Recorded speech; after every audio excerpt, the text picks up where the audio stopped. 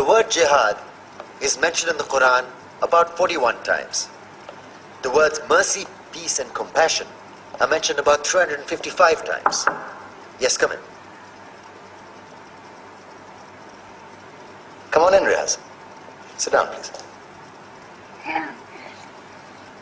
Contrary to popular belief in most Western cultures, Islam is a religion that preaches peace and tolerance.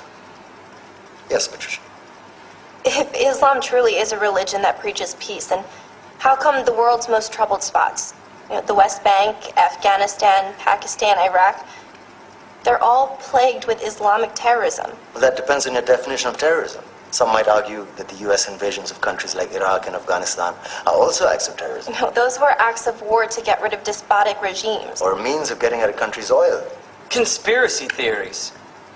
Well, may I? Yes, please. Go ahead, Riyaz. Mr. Khan is right. I mean, if we're talking about terrorists, the world's biggest terrorists are the white superpowers.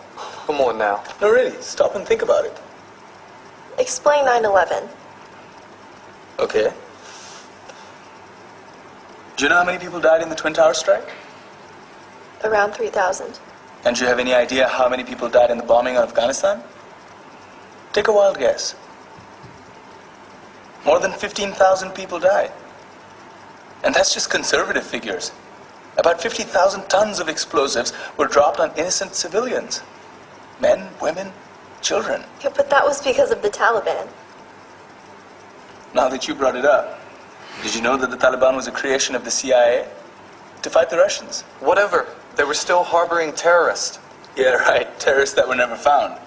Just like the weapons of mass destruction that were never found in Iraq. Do you want to get into the death toll in Iraq? 500,000 civilians and counting. And what do Britain and America say when they don't find these weapons? It's simple. They just say sorry.